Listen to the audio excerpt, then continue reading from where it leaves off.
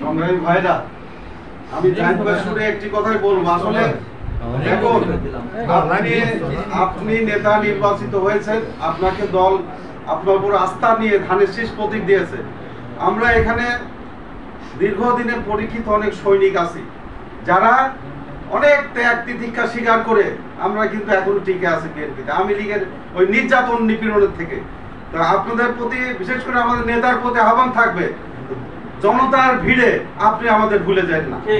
আমরা সর্বোচ্চ দিয়ে আপনাকে, যেহেতু আমাদের তারেক রহমান আমাদের নেতা, ধানের শীষ প্রতীক আপনাদের দিয়েছেন, আমাদের ঐক্যবদ্ধ চেষ্টা প্রচেষ্টা শ্রম ঘাম যা থাকুক সেগুলো দিয়ে আপনাকে ইনশাআল্লাহ আমরা জয়যুক্ত করার চেষ্টা করব। কিন্তু একটি আমাদের বক্তব্য আছে, আমাদের তো কিছু চাওয়া পাওয়া আছে, আপনার কাছে আমরা বেশি কিছু চাবো না। আমরা যেহেতু রাজনীতি করি, আমাদের রাজনীতি করার মতো একটি জায়গা আপনি করে দেবেন। আমি আছি, আমার বন্ধু কাজল মজুমদার আছে, আমার রিটু ভাই আছে, তাদের এবং আমাদের আরো অপু আছে, আমাদের চাঁদ ভাই আছে। আমরা সবার উদ্দেশ্যে বলতে চাই এখানে যে আপনারা রাজনৈতিক নেতৃত্ব যেহেতু আপনাদের হাতে, সামনে এমপি নির্বাচন হলে আমাদের বিশ্বাস আমরা বিপুল ভোটে জয়যুক্ত হব। সেখানেও আপনাদের প্রতি আমাদের একটা আস্থা বিশ্বাস আছে, সেইগুলো সামনে নেই। আমাদের মতো যারা পদবঞ্চিত নেতৃবৃন্দ, তাদেরকে আপনারা মূল্যায়ন করবেন। নেতৃবৃন্দ এবার বক্তব্য নিয়ে আসবেন আমার বন্ধুবর জাতীয়বাদী যুব দলের সদর থানার সংগ্রামী আহ্বায়ক আব্দুল মাজেদ। বিসমিল্লাহির রহমানির রহিম।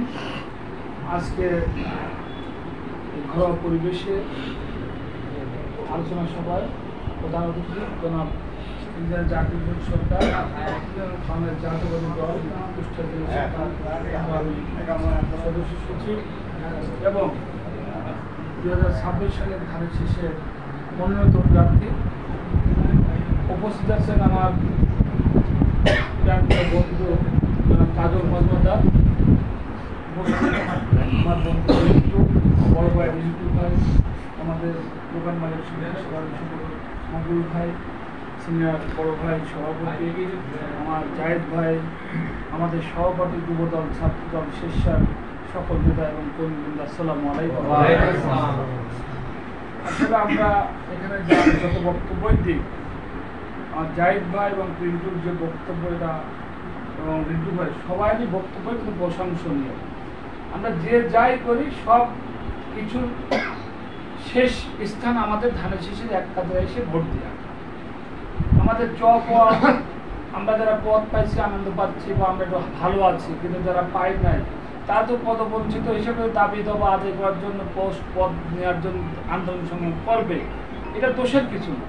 গণতন্ত্র রক্ষার ক্ষেত্রে তাদের পোস্ট পদবি রক্ষার জন্য তারা আন্দোলন সংগ্রাম যেটাই করেছে, আমি মনে করি যে এটা তাদের দোষের কিছু না, তবে স্বাধীনতার মাধ্যমে করতে হবে, সেটাই করেছে। আর একটা বিষয় সেটা হচ্ছে যে আজকে যেমন আমরা এখানে একত্রিত হতে পেরেছি, আশা করি আমরা আমাদের জেলা বিএনপির সুযোগ্য আহ্বায়ক, সদস্য সচিব, আরও যারা আছে, থানার নেতৃবৃন্দ, পৌর নেতৃবৃন্দ, আমরা সবাই একটু এক জায়গায় আস্তে আস্তে বসার পরিবেশ করতে পারলে আমার মনে হয় আমাদের ভিতরে যে দুর্বলতা, যে জটটা বেঁধে আছে, এই পদবঞ্চিত যে জট, আমার মনে হয় এটা অচিরেই এক জায়গায় বসলেই সেটা সম্পূর্ণ করা সম্ভব হবে। আপনাদেরও আগাতে হবে, জেলা বিএনপি যারা নেতৃবৃন্দ আছে তাদেরও আগাতে হবে। এখানে বাস্তবতার কথা বলতে গেলে কষ্টও লাগে। আমরা অনেকবার একসঙ্গে দীর্ঘদিন জেল খাটেছি, কিন্তু আমাদের সঙ্গে কেস কাম, তার অনেক রাজপথে সে এখানে পার্টি অফিসে আমরা না আসতে হলে সে আগে যে বিষয় থাকছে, এটা অস্বীকার করার কিছু না। তাই আমি মনে করি তার পোস্ট অবশ্যই দরকার। কাজল কুষ্টিয়ায় যতদিন ছিল, তার ব্যক্তিগত কিছু সমস্যার কারণে আপনারা জানেন যে একটি শ্রেণীর মানুষ তাকে, যেমন আমাকেও অনেকবার হত্যা করার জন্য চেষ্টা করেছে, খরচ দেওয়ার জন্য চেষ্টা করেছে, এবং কাজলকেও দিয়েছে। কেউ একটা লাইনে নেয়, কেউ অন্য লাইনে আবার নামটা ব্যবহার করে। তারপরেও আমার মনে হয় কুষ্টিয়া থেকে ঢাকাতে আমরা যখন আন্দোলন সময় গেছি, আমাদের প্রিয়াঙ্কিয় নেতা এবং আমাদের ক্যান্ডিডেট ধানের শীষে মনোনীত প্রার্থী জাকির ভাই নিজেও তার সঙ্গে অনেকবার ঢাকাতে অনেক মিছিলগুলো একসঙ্গে করা হয়েছে। তাই আমি মনে করি যে আমাদের দলটা আমাদের সংসার, এই সংসারে আমাদের অনেক আমরা সদস্য আছি, এই সদস্যগুলো দায়িত্বে একত্রিত করে রাখার দায়িত্ব জেলা বিএনপি। যারা জেলা বিএনপি কর্মকর্তা আছেন, আপনারা নেতৃবৃন্দ আছেন, তারা অবশ্যই এই বিষয়গুলো আপনারা একটি জায়গায় বসে চা খাওয়ার দাওয়াত দিয়ে সবাই একত্রিত হলে আমার মনে হয় জটলাটা ভেঙে যাবে। এই জটলা ভাঙার দাবি রেখে জেলা বিএনপির কাছে, আমাদের ক্যান্ডিডেটের কাছে এবং আমরা যারা এখানে সবাই আসি, দলটাকে আমরা একত্রিত হওয়ার যাতে করতে পারি, একত্রিত যেন থাকতে পারি, সেই আশা ব্যক্ত করে আমি আমার কথা শেষ করি। আসসালামু আলাইকুম, সবাইকে ধন্যবাদ। সুন্দর গঠনমূলক বক্তব্য। এবারে সংক্ষিপ্ত আগের বক্তব্য নিয়ে আসছেন জাতীয়তাবাদী দল কুষ্টিয়া জেলা শাখার সাবেক সাংগঠনিক সম্পাদক আব্দুল মহিদ বাবু। আজকে সামনে 2026 সালে নির্বাচনকে সামনে রেখে আজকের এই মত বিনিময় সভা সম্মানিত সভাপতি এবং প্রধান অতিথি, প্রধান আকর্ষণ কুষ্টিয়া জেলা বিএনপির সদস্য সচিব, সাবেক উপজেলা চেয়ারম্যান, আমার প্রিয় নেতা জনাব প্রকৌশলী জাকির হোসেন সরকার, এখানে উপস্থিত চেম্বার অফ কমার্সের পরিচালক জনাব কাজল মোহাম্মদ দাস, এখানে উপস্থিত সাবেক ছাত্র দলের সাধারণ সম্পাদক মিজোরাম পিন্টু ভাই, এখানে উপস্থিত সাবেক যুব দলের রিঞ্জু ভাই সাধারণ সম্পাদক সহ এখানে উপস্থিত আমাদের মাজেদ ভাই যুব দলের সমন্বয়ক জেলার এবং সদর থানার কনভেনার, এখানে উপস্থিত আমাদের দোকান মালিক সমিতির প্রেসিডেন্ট সেক্রেটারি এবং সহ অঙ্গ সংগঠনের ছাত্রদল যুবদল সহ সকল স্তরের নেতৃবৃন্দ, আসসালামু আলাইকুম। আসলে আমরা এমন একটা মুহূর্তে এখানে আমরা আসছি, একটা গুরুত্বপূর্ণ মুহূর্তে, যে সামনে জাতীয় নির্বাচন, আমাদের 17 বছর পরে আমরা নির্বাচন পেতে যাচ্ছি এবং আমাদের এই নির্বাচন হামলা মামলা অনেক অত্যাচার নির্যাতনে প্রতিটা নেতাকর্মীর প্রতি উত্তর আগামী 26 সালে 22শে ফেব্রুয়ারিতে দেওয়ার জন্য আমরা এই নির্বাচন আমাদের প্রিয় নেতা দেশনায়ক জনাব তারেক রহমান অনেক কষ্ট করে, অনেক তার মেধা খাটিয়ে উনি বারবার আমাদেরকে বলেছে যে আমরা ঐক্যের আমাদের ভিতরে ঐক্য নিয়ে আসতে হবে, ঐক্যর বিকল্প নাই।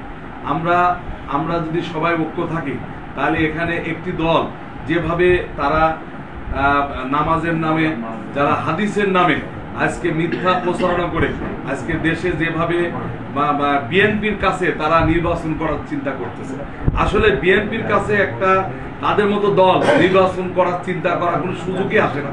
কারণ আমাদের প্রিয় নেতা ইন্দিরা জাকির হোসেন সরকার 14 সালের যে উপজেলা চেয়ারম্যান হয়েছিল, সেই চেয়ারম্যান নির্বাচনে ওদের চাইতে প্রায় 50,000 ভোট ব্যবধানে নির্বাচিত হয়েছিল এবং সে দেখিয়েছিল তার জামাতের চেয়ারম্যান পেয়েছিল কত ভোট, 11,000 ভোট, আর এবং সে 1.5 লাখের উপর ভোট পেয়েছিল। অতএব কোথায় জামাতের ভোট আর কোথায় বিএনপির ভোট।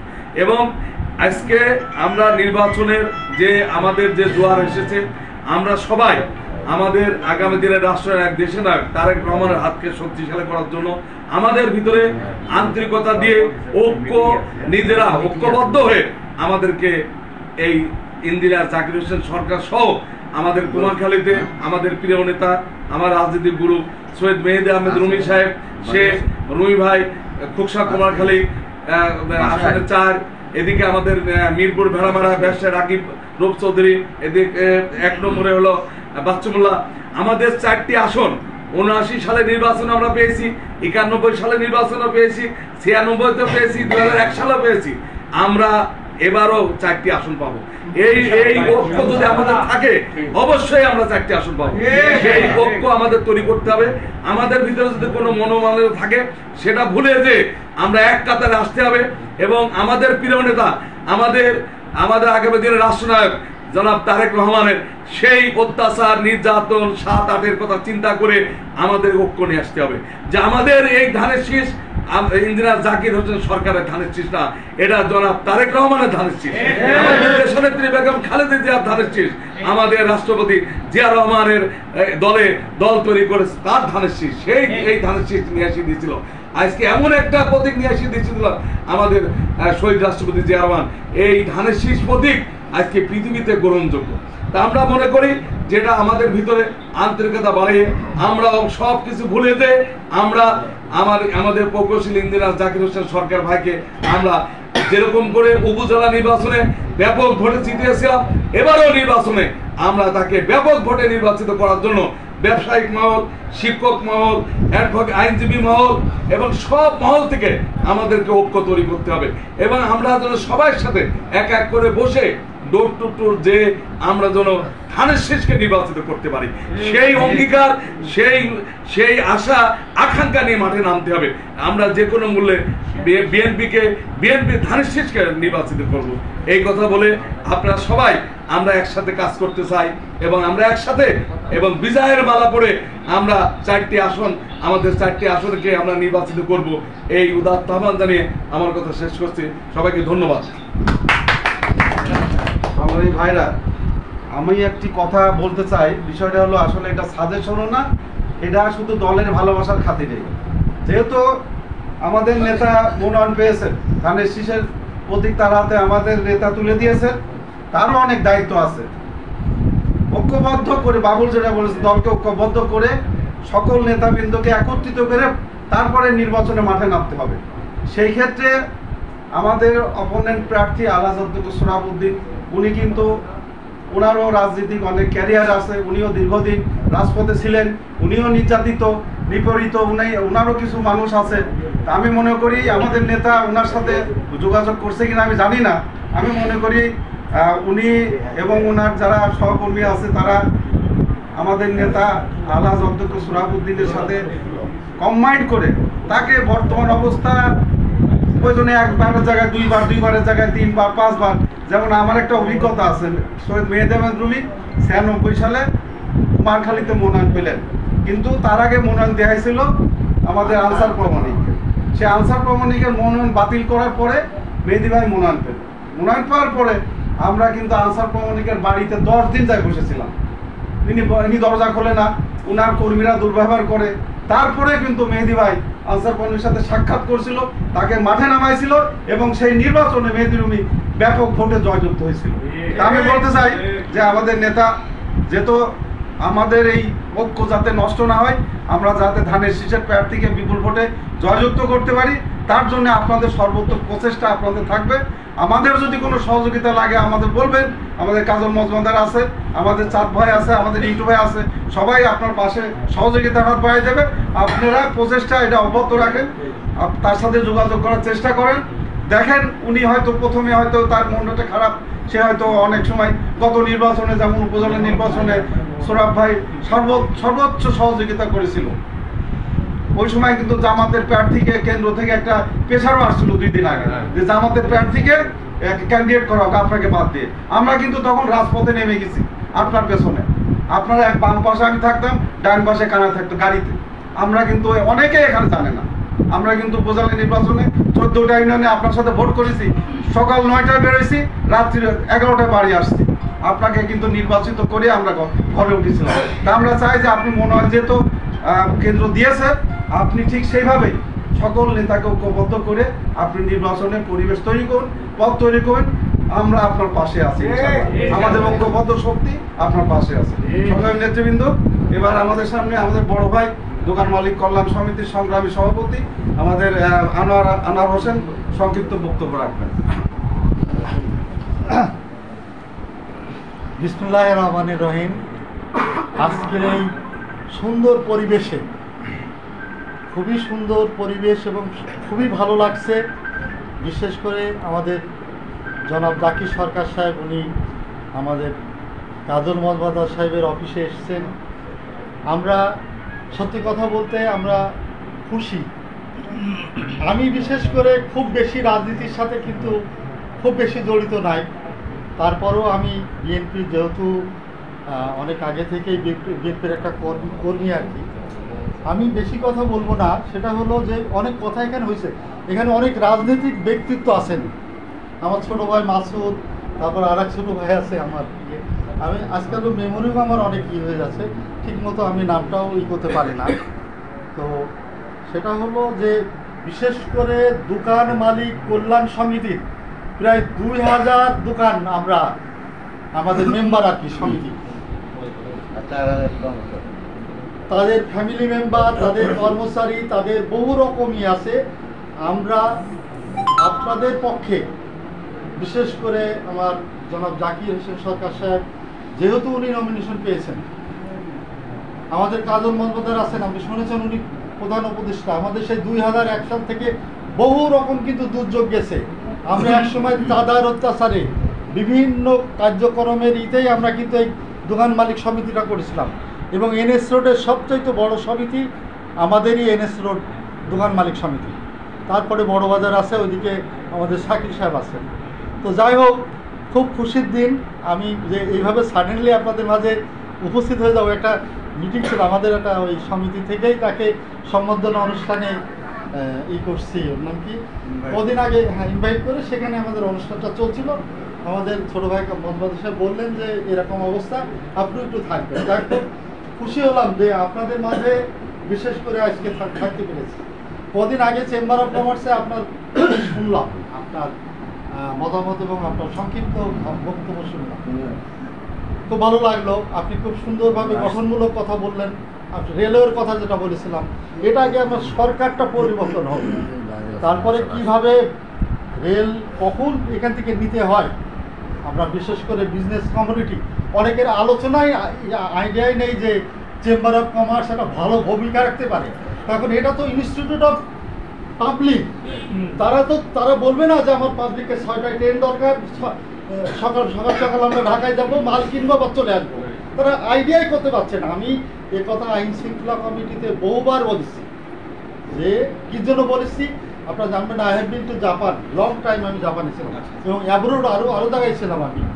আমি দেখেছি, আমি ইন্ডিয়াতে প্রায় না হলেও 27 state I have been visited. আমি সমস্ত সামাজিক মানুষের কল্যাণ, জনগণের কল্যাণ, ব্যবসায়িক কল্যাণ দেখা আমার সৌভাগ্য হয়েছে একটু দেখার জন্য। যাকে আপনার সেদিনকার কথায় আমার খুব ভালো লাগছে, আমি করছি। আজকে আর বেশি কথা বলবো না, অনেকেই রাজনৈতিক দিতে আছেন যারা কথা বলবে, আমার মজুমদার সাহেব তার কথা শুনবো, আপনার কথাও কিছু শুনবো, সেই আশায় এখানে বসে আছি। আমি এই কথা বলে শেষ করলাম। খুদা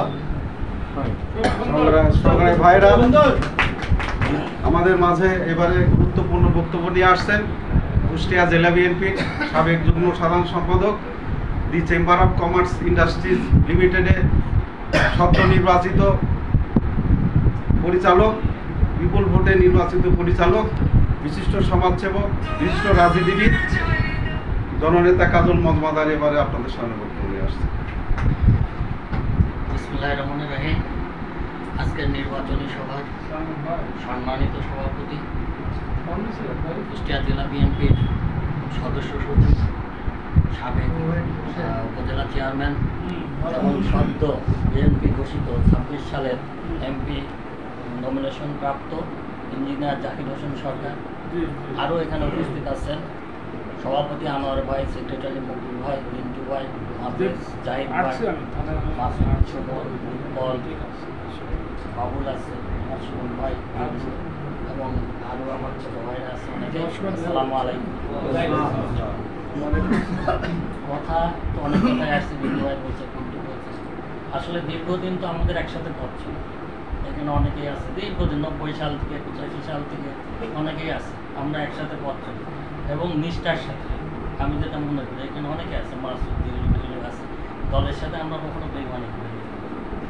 এবং বিগত এই 17-18টা বছর আওয়ামী লীগের, পিন্টু বলছে, মাঝে বলেছে এই কথাগুলো, আওয়ামী লীগের যে অত্যাচার আমাদের উপর দিয়েছে এটা অকল্পনীয়। তাই যারা কুষ্টিয়ায় ছিল তাদের এক ধরনের ছিল, আমরা যারা কুষ্টিয়ায় থাকতে পারিনি, বাইরে ছিলাম, আমরাও তো ভালো ছিলাম না, তাই না? ওখানেও নানান ধরনের সমস্যা আমাদের উপরে, আর এখানে যারা ফেস করছে তাদের তো আরও বেশি যে অত্যাচার তারা করছে। এখন যাই হোক, একটা পট পরিবর্তন হয়েছে একটা ভালো কিছু আমরা সবাই আশা করি, এবং সেটাই করেছিলাম। জেলা বিএনপির একটা কমিটি আসছিল, তো যাই হোক কমিটি কেউ না কেউ আসবে সেটাও আমরা মেনে নিয়েছিলাম, আমাদের কোনো কষ্ট ছিল না। 2 জন আসছে, আমরা কিন্তু সবাই মিলে তাদেরকে আমরা গ্রহণ করে নিয়েছিলাম। তারপরেও আসছে, সেটাও মেনে নিয়েছি। এখন যাই হোক, এটা দলই তো আমরা একই দল করি, সবাই আমরা ভাই। কারণ রাগ যতটাই হোক, কোন কোন লেভেল পর্যন্ত যেতে হবে, সামনে চলে আসলে আর রাগ থাকে হ্যাঁ, আসলে কোনো রাগই থাকে না। যতবারই হয় তারপরও আমরা তো একদম বললাম না, পথ চলাই মাসুদের সাথে, বাবুলের সাথে, জিল্লু, উৎপল সেই দীর্ঘদিনের ওর বাড়িতে যাওয়া আসা পর্যন্ত আছে, হিরোয়, সুমন, আজকের নাকি আমরা, কার প্রতি কার রাগ থাকবে, ঠিক না? তো যাই হোক, ভাই আসছে, পিন্টু বলেছে, রিন্টু ভাই বলেছে, একটাই অনুরোধ থাকবে যাতে ন্যায়টা আমরা পাই। আর কিছু বলবো না, আমার হাতি দিতে হবে, ঘোড়া দিতে হবে, অমুক দিতে হবে, কিচ্ছু বলবো না। আজকে একটাই কথাই বলবো, যাতে আমরা আর বঞ্চিত না, এবং আপনার জন্য যা যা করার, দল যেহেতু আপনাকে দিচ্ছে, আর কোনো কথা নাই। আমরা সেদিনকে বসছিলাম, চাঁদ ভাই ছিল, অপু ছিল, সবাই ছিল, সবাই আমাদের সিদ্ধান্ত হয়েছে দলের বাইরে আমরা কেউ যাবো না। তো ভাইদের বলেছিলাম, ওদের একটা প্রোগ্রাম ছিল, আমারও যাওয়ার কথা ছিল, অসুস্থতার কারণে যেতে পারিনি। যার পিন্টু ভাইটাই গিয়েছিল, প্রোগ্রামটা করছে। তারপরে আমি বসবো ভাইদের নিয়ে, হ্যাঁ, নিয়ে তারপরে দরকার ভাইকে নিয়ে আবার একটা আমরা বসলাম, এবং ওই কথাগুলো আসছে, ভাইকে আরেকটু আগায় যেতে হবে। আপনার অনেকের অভিমান থাকতেই পারে, কষ্ট থাকতেই পারে, বঞ্চিতদের একটু তো থাকে, তো সেটাকে ম্যানেজ করার একটু আপনি যদি আগায় যান, আমার মনে হয় সবাই পজিটিভ। তার সাথে আমি কথা বলেছি, সবাই এই ব্যাপারে আপনি আগায় গেলে আমার মনে হয় সবাই আসবে, ইনশাল্লাহ সবাই আপনার পাশে থাকবে। একটু আপনি করেন, আর বাকিটা আমরা যারা আছি, আমাদেরও ভাইয়ের সাথে যারা এই যে আমরা কাজ করছি, সার্বক্ষণিক থাকছি, তাদেরও পজিটিভ মানসিকতা রাখতে হবে। হয়তো আমরা ভাইয়ের সাথে আছি, কিংবা আমরা এতদিন পথ চললাম ভাইয়ের সাথে, ভাই আমাদের একা, এরকম ভাবার কোনো কারণ নেই। আমরা ভাববো যে আমরা সবাই বিএনপি করি, আমি বিএনপি না, তবে দেখেন আমি তো এক জায়গায় আছি, তো বিএনপি তো করি, আমি তো আমি নিয়ে যাই, তাহলে আমাদের এই ভাবনাটা যদি আসে, আমাদের জন্য ভাইয়ের জন্য আর সহজ হয়ে যাবে। যার যে জায়গা আছে, যার যেটুকু আছে, আমরা সবাই আসো মিলে ভাই ভাই। জিল্লুর সাথে কাল কথা হয়েছে, মাসুদের সাথে হয়েছে, আমার মাজেদের সাথে, এত কিছুর পরেও তো সব সময় জন্য এরা কিন্তু সবাই চায়, বিশ্বাস, এই যে রাহুল দাস, সবাই চাই যে ভাই আমরা এক হই। আমাদের যেহেতু সবার সাথে তো আর আমরা দীর্ঘদিন পথ চলিনি, বিশেষ করে যারা পুরাতন, একসাথে আমরা পথ চলি, বিশ্বাস করেন ভাই, কেউ চায় না যে আমাদের ভিতরে একটা গ্রুপ মানে থাকে, এদের বেশি আপনারা এক হয়ে যান ভাই, আমাদের চলাটা খুব সহজ হবে। আমাদের জন্য খুব কষ্টের, আপনার অফিসে আমি আসতে পারবো না, কিংবা ওই অফিসে আপনি যাইতে পারবেন না, মাসুদের সাথে সম্পর্ক আছে, ওই অফিসে আমাদের ভিতর ভুল বুঝাবুঝি থাকলে কি হয়, এটাই হচ্ছে। এই জন্য আমার অনুরোধ থাকলো ভাই আপনার কাছে, এবং সভাপতি সাহেবের কাছেও থাকলো আপনার মাধ্যমে, যে যাতে আমাদেরকে ভাইয়ের মতন মনে করে, সন্তানের মতন মনে করে, যারা ছোট আছে সবাইকে নিয়ে পথ তো পাবে, কেউ ভালো জায়গা পাবে, কেউ 19-20 হইতেই পারে, এইটা নিয়ে কারোর কোনো মনেই থাকে না। কিন্তু যাতে যার যার জায়গা যতটুকু প্রাপ্য আছে যদি আমরা করে, তাহলে ইনশাল্লাহ দেখবেন এটা কুষ্টিয়ার মানুষ আপনাদের কাছে আশা করে। আর এটা তো কমিটি, আমরা তো কত কমিটি দেখছি, তাই না? মেহেদি ভাই, সুরভ ভাই দেখুন, এখন আপনারা আসছেন, যাতে বিগত আপনারা যাতে রেখে যাবেন দীর্ঘদিন। এই যে সুরভ ভাই, মেহেদি ভাইয়ের কথা কেন মানুষ বলে, গ্রুপিং ছিল, তখনও গ্রুপিং ছিল ভাই, কিন্তু মাইনাস কিন্তু হয়, একদম মাইনাস করে ছেড়ে দিতে হবে। আমার কথা এটা আপনার কাছে অনুরোধ, যাতে এইটা সবাইকে নিয়ে আমরা কাজ করতে পারি, এটাই, আর কোনো কথা নেই, ঠিক আছে? তারপরে যেটা কমিটি এখন আমাদের সামনে যেটা আছে, আপনাকে কিভাবে আমরা অনেক ধরনের ষড়যন্ত্র হচ্ছে, জাহিদ ভাই বলছে, জামাতে ইসলামের একটা ব্যাপক ষড়যন্ত্র আছে, এইগুলো আমরা ঐক্যবদ্ধ হয়ে একসাথে এগুলোর মধ্যে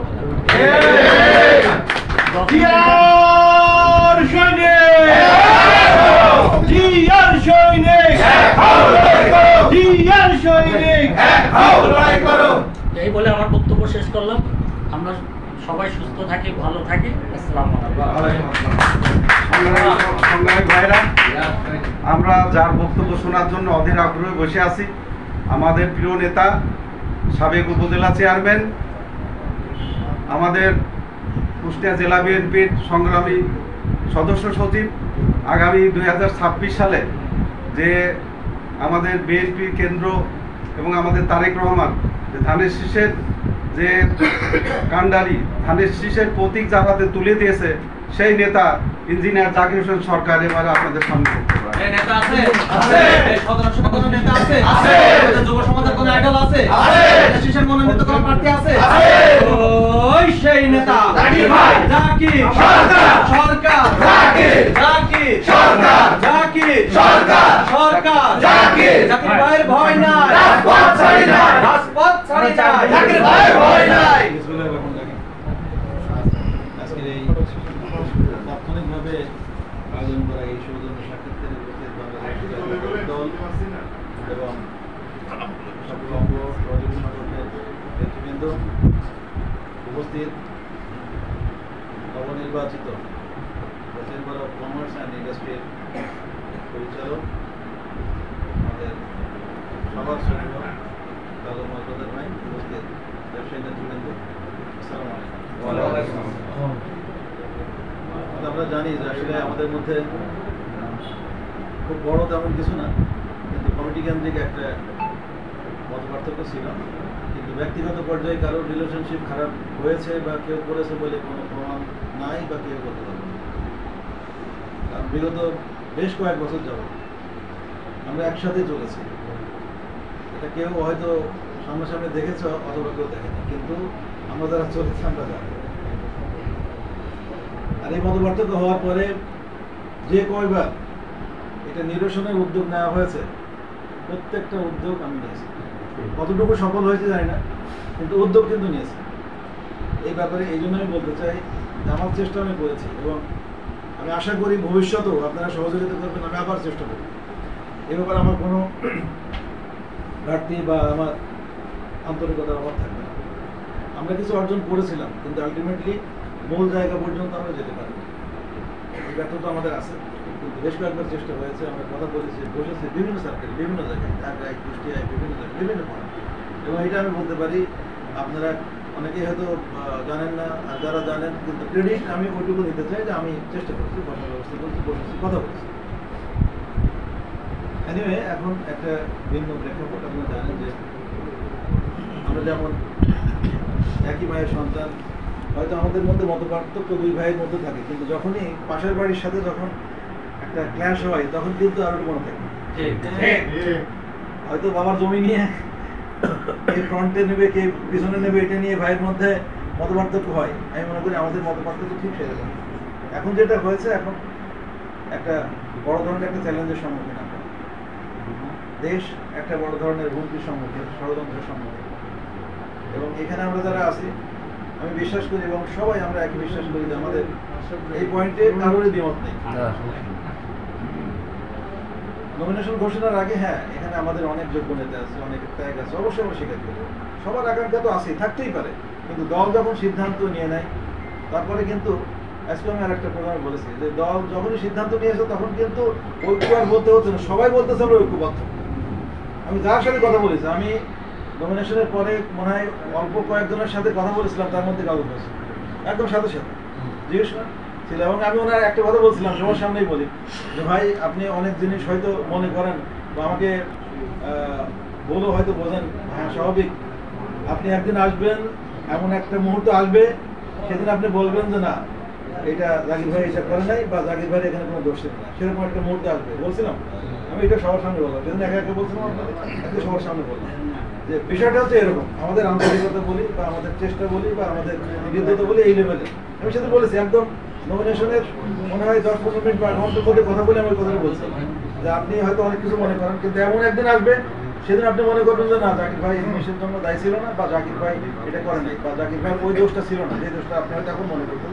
আমি এটা নিয়ে কথা বলবো না, সেই সময়টা আসুন, তখন আপনি বলবেন, আমি বলবো না, আপনি মুক্তি বলবেন যে না, এটা আসলে ছিল না। সেই পরিবেশ আমরা সৃষ্টি করতে চাই। এখন যে অবস্থা আছে, যেটা বলছি দেশের এবং আমাদের কুষ্টিয়ার বর্তমান প্রেক্ষাপটে, আমরা যদি কোনোভাবে যদি আমরা পা পিছতে পড়ে যাই, তাহলে কিন্তু শুধু দল না, আমরা ব্যক্তিগতভাবে প্রত্যেকে ক্ষতিগ্রস্ত হবো। ব্যক্তিগতভাবে ইনপার্সন বিগত 17 বছর আমরা দেখেছি। তাহলে বলেছে যে আমরা যারা কুষ্টিয়ায় ছিলাম এবং যারা ছিলাম না, এক একজনের ক্ষতির লেভেল ছিল এক এক রকম। কারোর ব্যক্তিগত ক্ষতি হয়েছে, কারোর ব্যবসা বাণিজ্যের ক্ষতি হয়েছে, কারোর মা বাবা মারা গেছে আমরা দেখতে পারি নাই, কারোর সন্তান অসুস্থ হয়েছে আমরা চিকিৎসা করাতে পারি নাই। এক একজনের লেভেলটা এক এক রকম, একটার সাথে আর একটা কম্পেয়ার করে মানে কম বেশি করার কোনো সুযোগ নেই। এই জন্য আমরা বলছি আমরা যে লেভেলে আসি সেই লেভেলটা এমন একটা পয়েন্ট যেখানে মানে এখান থেকে পিছনে আসার বা ফেল করার কোনো সুযোগ নেই। আর এতদিন আমরা এক ধরনের অপোনেন্টের সাথে প্রতিযোগিতা করছি, টোটালি ফেল। আমরা এখন যাদের সাথে প্রতিযোগিতা করছি ওদের অন্য শক্তি কতটুকু আছে সেটা আপনারা ভালো জানেন, কিন্তু একটা জিনিস আমি বলতে চাই, সাংগঠনিকভাবে কিন্তু তারা সাংঘাতিক শক্তিশালী। তারা খুব বড় দল না, কিন্তু তাদের সাংগঠনিক স্ট্রেংথ অনেক বেশি। এই জিনিসটা কিন্তু আমাদের কনসিডারেশন। আর আমাদের যেটা, আমরা অনেক বড় একটা দল, আমাদের অনেক বড় সুধী সমাজ আছে, আমাদের সার্কেল অনেক বড় সার্কেল। আমরা যদি ঐক্যবদ্ধভাবে চেষ্টা করি তাহলে ওইরকম দল একটা করে 5টা দল আসলে আমাদের সামনে দাঁড়াবে, সেই কনফিডেন্স আমাদের আছে। আমরা যেহেতু চাই আমরা একসাথে কাজ করতে এবং কমন ইন্টারেস্ট আমাদের আছে, আমরা ওই নিজের ভাই ভাই যাই হোক না হোক কোশির সাথে যখন লাগে তখন কিন্তু আর আমাদের মানে কোনো ভেদাভেদি থাকবে না। তখনই কিন্তু এই ঐক্যের 90% হয়ে গেছে, বাদ বাকিটা আমরা কথা বলছি। পিন্টু ভাই যেটা বলেছেন, হ্যাঁ এটা আমি স্বীকার করি, আমরা সবাইকে নিয়েই কিন্তু আমরা মাঠে নামতে চাই, যার কারণে কিন্তু আমরা কথাবার্তা বলছি। সৌরভ ভাইয়ের সাথে আমার 2 দিন কথা হয়েছে, উনি একদিন বললেন যে আমি আজকে একটু ব্যস্ত আছি, কালকে সময় দেবো, এবং পরের দিন উনি বললেন যে আমি আজকে ঢাকায় যাচ্ছি, আমি ঢাকা থেকে ঘুরে আসি। উনি যখন ঢাকায় গেছেন তারপর একদিন পরে আবার আমি গেছি, তারপর আমি আজকে এসে আবার বারবার ফোন করছি, উনি তারপরে বলে চেষ্টা করেন। আমি চেষ্টা করে যাচ্ছি। উনি বলেছেন আমাকে, আমি সময় দেবো, আমি বলবো, উনি বলেছেন আমাকে। এই জন্য আমরা সবাইকে নিয়ে মোটামুটি অলমোস্ট কথা সবার সাথে হয়েছে, শুধু উভয় বাকি আছে। উভয়ের সাথে আজকে রাত্রে আমি কথা বলবো, আর মোটামুটি সবার সাথে কিন্তু কথাবার্তা বলেছি, কথা বলেছি। আর যে বিষয়টা আমি বলতে চাই, যেহেতু এখানে ব্যবসায়ী নেতৃবৃন্দ আছে, আমরা কুষ্টিয়াকে একটু অন্য উচ্চতায় নিয়ে যেতে চাই। আপনারা জানেন যে আমাদের নেতা দেশনায়ক তারেক রহমান 31 দফা বলেছেন, 31 দফার মধ্যে এখানে শিল্প, এখানে স্বাস্থ্য, এখানে অবকাঠামো, সব কিছু ইন ডিটেলস বলেছেন। কিন্তু এর রেসপেক্টে আমাদের কুষ্টিয়ায় আমরা কী কী করতে পারি? আমাদের একটা বড় দাবি ব্যবসায়ীদের যে এখানে একটা ব্যবসা বান্ধব একটা পরিবেশ তৈরি করা, এখানে যানজট মুক্ত করা, এখানে অবকাঠামোগুলো এমনভাবে তৈরি করা যাতে ব্যবসায়ীরা সহজে ব্যবসা করতে পারে। আমাদের ব্যবসায়ীদের সঙ্গে দাবি ছিল যে আমাদের একটা ট্রেনের ব্যবস্থা করা, যাতে সকালবেলা ব্যবসায়ীরা ঢাকায় যেয়ে তার কাজকর্ম সেরে চলে আসতে পারে। আপনারা জানেন যে বিএনপি গভর্নমেন্টের একটা কমিটমেন্ট আছে, পাটুরিয়া ঘাটে, পাটুরিয়া দৌলতে একটা ব্রিজ আছে। এইটা নিয়ে আমরা ইন্টারনালি এক্সটার্নালি সবসময় আলাপ করি। বিএনপি গভর্নমেন্ট আসলেই কিন্তু এই ব্রিজটা এখানে হবে ইনশাআল্লাহ। আমাদের টার্গেট হচ্ছে রেল সেতু সহ করা। রেল সেতু সহ যদি আমরা করতে পারি, আর আমরা যদি তার সাথে অ্যালাইন করে আমাদের রেল লাইনটা সরিয়ে আমরা আগের যে ঢাকা রোড বরাবর যে অ্যালাইনমেন্ট ছিল ওখানে নিতে পারি, তখন কুষ্টিয়াকে এই গোটি স্টেশন বাদ দিয়ে কুষ্টিয়া ইস্ট, কুষ্টিয়া ওয়েস্ট 2টা স্টেশন আমরা প্ল্যান করতেছি। 2টা স্টেশন কুষ্টিয়া ইস্ট ওয়েস্ট যদি হয়, শহরকে মাঝখানে রেখে কুষ্টিয়া থেকে নর্মাল স্পিডে যে ট্রেন আছে সেই ট্রেনও যদি আমরা এখানে ইনস্টল করতে পারি, 1.5 থেকে 2 ঘন্টায় আপনি ঢাকা যেতে পারেন, অনলি 2 আওয়ার্স। কারণ আপনার দূরত্ব হচ্ছে 160-62 কিলোমিটার, 160-62 কিলোমিটার। এখন ট্রেনের নর্মাল স্পিড যেগুলো আছে, মানে হাই স্পিড তো দূরেই রাখলাম, হাই স্পিড ট্রেন তো 300-350 কিলোমিটার আছে। হাই স্পিড ট্রেন যদি কোনোদিন করা যায়, করতে পারি আমরা, তাহলে আপনি আধা ঘন্টা যেতে পারবেন, অনলি হাফ অ্যান আওয়ার। কারণ এখানে 350-400 কিলোমিটার বেশি ট্রেন নেই। হ্যাঁ, ওটা সম্ভব। এই জন্য আর অন্যান্য পরিকাঠামো অবকাঠামো যেটা আছে, আমরা বারবার বলছি একটা কথা, এই ওল্ড কুষ্টিয়া যেটা, মানে কুষ্টিয়া বন্দরের যে মানে ওল্ড কুষ্টিয়া ছিল, সেটা কিন্তু নদীর ওই পারে। আমাদের কুষ্টিয়া শহর ডেভেলপ করছে নদীর দক্ষিণে, উত্তর দিকটা কিন্তু এখনো ফাঁকা আছে। আমরা এখানে এই যে মাসুদপুর সেতু, কয়েক প্রস্তাবিত সেতু, হরিপুর সেতুকে 2 দিক দিয়ে কানেক্ট করে আমরা বলছি বারবার যে আমরা 100 ফিট চড়াতে রাস্তা করতে চাই। যদি আমরা করতে পারি, এখানে শহর রক্ষা বাঁধের কাজ হবে, এখানে পর্যটন হবে, এখানে শহরটা আরো এক্সপ্যান্ড করবে। এবং এর সাথে সাথে আমরা এই যে আমাদের এই 6 রাস্তার মোড়ে যে কানেকশন আছে শহরের মধ্যে, আমরা এইটাকে যদি আমরা ত্রিভুবনের দিকে নিয়ে যেতে পারি বাইপাস করে, তাহলে কিন্তু খুব সহজেই আমি শহরে ঢোকা এবং বের হওয়া এবং ওই দিকটা আমরা আসতে পারবো, ঘোড়াঘাট ব্রিজ। রাইট। আর এর সাথে সাথে আমরা যেটা আরেকটা প্ল্যান করতেছি, যেটা আমাদের চিন্তা চেতনায় আছে, কুষ্টিয়া এবং পাবনা, আপনারা যেহেতু ব্যবসায়ীরা আছেন, আপনাদের আরও সে কথা আমি সেদিনও বলছি, আবারও বলতে চাই, গ্রেটার ডিস্ট্রিক্ট যে কটা আসছিল, কুষ্টিয়া, পাবনা, যশোর, খুলনা, এরকম এই 19টার মধ্যে কুষ্টিয়া এবং পাবনা শহরের, মানে কুষ্টিয়া শহর এবং পাবনা শহরের দূরত্ব মাত্র 15 কিলোমিটার।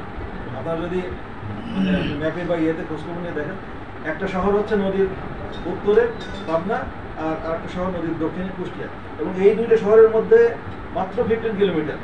আপনার যত ডিস্ট্রিক্ট আছে গ্রেটার ডিস্ট্রিক্ট, আপনি দেখেন, আপনি ময়মনসিংহ থেকে ঢাকা 100-এর বেশি, আপনি কুমিল্লা থেকে চিরং 150 কিলোমিটার, ঢাকা থেকে কুমিল্লা 150-60 এরকম, কিন্তু কুষ্টিয়ার district headquarter to Pabna district headquarter মাত্র 15 কিলোমিটার। এই জন্য আমরা যদি ওই শিলাতে ঘাটে একটা ব্রিজ করতে পারি, তাহলে এই দুইটা সিটি একত্রিত হয়ে টুইন সিটি হিসেবে ডেভেলপ করবে। তখন ব্যবসা বাণিজ্য, আপনার এগ্রিকালচার, আপনার পর্যটন সব কিছু একটা আলাদা। আর এখানে যে দুইটা নদী আছে, গড়াই এবং পদ্মা, এর মোহনা এবং আশেপাশে যদি আমরা আমাদের দিল্লি গভর্নমেন্টের আরো প্রজেক্ট আছে পদ্মা ব্যারেজ, এগুলো যদি আমরা স্লোলি মানে ডেভেলপ করার এবং স্লোলি এক্সিকিউট করার চেষ্টা করি, তখন এই অঞ্চলটা হবে শুধু বাংলাদেশ না, পৃথিবীর মধ্যে একটা অন্যতম ব্যবসা বান্ধব এলাকা এবং একটা পর্যটন এলাকা। আমরা আমাদের সব মাথায় আছে। আর আমাদের শহরের যে প্রবলেমগুলো আছে, যেমন জলবদ্ধতার সমস্যাটা আমরা জানি, এটা আমরা চেষ্টা করতেছি সলভ করার। ট্রাফিক জ্যাম যেটা বললাম, ট্রাফিক আমরা কাজ করতেছি এটা নিয়ে। শিল্প প্রতিষ্ঠান নিয়ে আমাদের অনেক প্ল্যান আছে। আমাদের এখানে ধরেন অটোমোবাইল একটা ইন্ডাস্ট্রি, এগুলো সবাই নেগলেক্ট করে। এই যে মুসলমান পরিবহন যেটা বানায়, এটা আমি বুঝতে চাই। এবং থাকার সময় এদেরকে একত্রিত করে আমি মানে এদের তো প্রবলেমটা কি, এদের কন্ট্রোল সিস্টেমটা ভালো। কন্ট্রোল সিস্টেম সিগন্যালিং যদি ভালো হয় তাহলে কিন্তু গাড়ি সেফ। কিন্তু এইগুলো ওদের যেহেতু ওরা ম্যানুয়ালি করে, লোকাল টেকনোলজিতে করে, ওদের তো কেউ এটা বলে নাই কখন। এই জন্য আমি উপজেলা চেয়ারম্যান থাকাকালীন জাপান থেকে 40 লাখ টাকা একটা ফান্ড আনছিলাম। ফান্ড এনে আমি জানি এখানে কেউ আছে কিনা, ওদেরকে যতগুলো কোম্পানি আছে ওদেরকে লিস্ট আউট করে পলিটেকনিকে আমাদের যে টেকনিক্যাল টিম এবং আরও কয়েকজন টেকনিশিয়ান নিয়ে একটা টেকনিক্যাল বডি করছিলাম।